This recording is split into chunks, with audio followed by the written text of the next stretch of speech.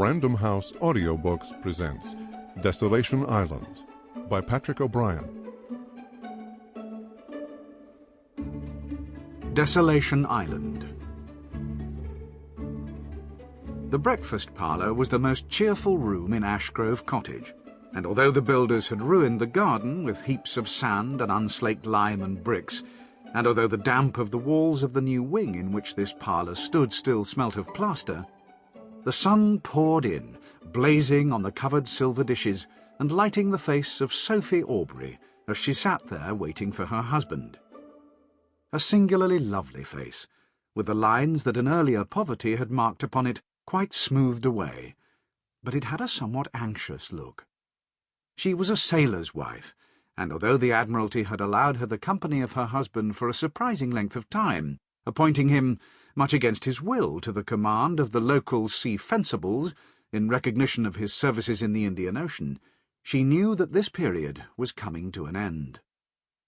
The anxiety changed to unmixed pleasure as she heard his step.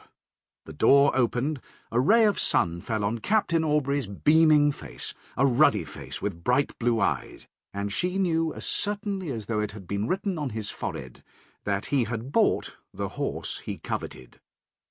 "There you are, sweetheart," he cried, kissing her and lowering himself into a chair by her side. "Captain Aubrey," she said, "I'm afraid your bacon will be cold." "A cup of coffee first," said he, "and then all the bacon in the world. Lord, Sophie," lifting the covers with his free hand, "here's fiddler's green. Eggs, bacon, chips, kippered herrings, kidneys, soft tack. Ha! How is the tooth?" Here he was referring to his son George, whose howls had made the household uneasy for some time past. "It is through. He cut it in the night, and now he is as good as gold, poor lamb." Jack laughed with pleasure, but after a pause, and in a slightly conscious tone, he said, "I stepped into Carol's yard and bought the filly.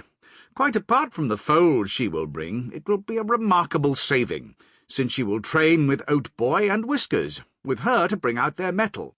I will lay 50-1 on placing Oatboy in the Worrell Stakes."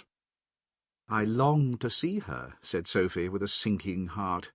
She disliked most horses, except those of the very gentle kind, and she particularly disliked these running horses. "How is your mamma this morning?"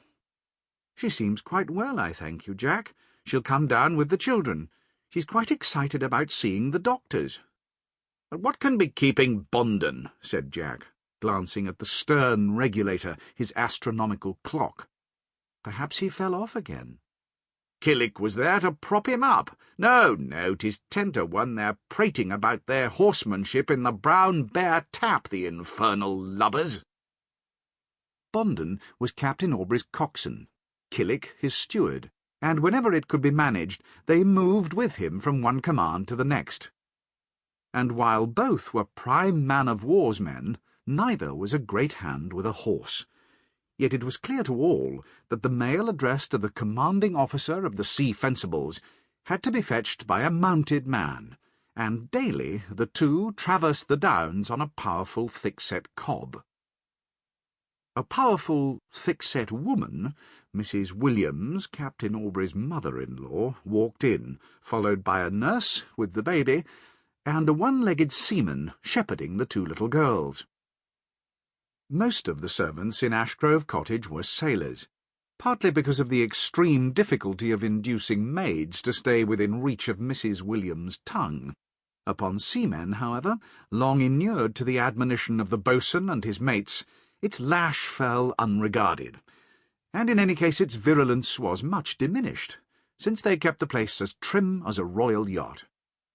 "Good morning to you, ma'am," said Jack, rising. "I trust I see you well?" "Good morning, Commodore, that is to say, Captain. You know I never complain, but I have a list here," waving a paper with her symptoms written upon it, "that will make them stare. We're not to be talking about me, however. Here is your son, Commodore, that is to say, Captain. He has cut his first tooth." She led the nurse forward by the elbow, and Jack gazed into the little pink, jolly, surprisingly human face among all the wool. George chuckled and displayed his tooth. Amos Dray, formerly boatswain's mate in HMS Surprise, shaded his mouth with his hand, and in a deep rumble whispered, "Toe the line, my dears." The two little pudding-faced twin girls in clean pinafores stepped forward to a particular mark on the carpet, and together, piping high and shrill, they cried, "Good morning, sir." "Good morning, Charlotte. Good morning, Fanny," said their father, bending down until his breeches creaked to kiss them. Almost at the same moment, Bondon brought in the post. He begged pardon for being late. The fact of the matter was, it was market day down there. "Crowded, I dare say." "Uncommon, sir. But the fact of the matter is, Killick made a purchase. A legal purchase." "Aye? A nag, I suppose. Well, I wish him joy of it. He may put it in the old byre." "Not exactly a nag, sir, though it was in a halter. A wife, sir." "What in God's name does he want with a wife?" "Why, sir," said Bondon, blushing and looking quickly away from Sophie, "I can't rightly say, but he bought one, legal. It seems her husband and she did not agree, so he brought her to market in a halter, and Killick, he bought her, legal." "But you cannot possibly sell your wife, treat women like cattle," cried Sophie. "Oh, fie, Jack, it's perfectly barbarous." "Does seem a little strange, but it is the custom, you know, a very old custom." "Surely you will never countenance such a wicked thing, Captain Aubrey?" "Why, as to that, I should not like to go against custom. Where would the navy be without we followed our customs, eh? Let him come in." "Well, Killick," he said, when the pair stood before him, his steward, an ugly, slab-sided, middle-aged man, the young woman, a snapping, black-eyed piece, a perfect sailor's delight. "Well, Killick, now I come to think of it, you had a wife in Marne. She washed my shirts.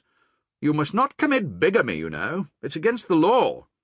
Which I had too, your honour, t'other in Wapping Dock, but they was more in the roving, uncertificated line, if you follow me, sir. Not bought legal, the altar put into my hand."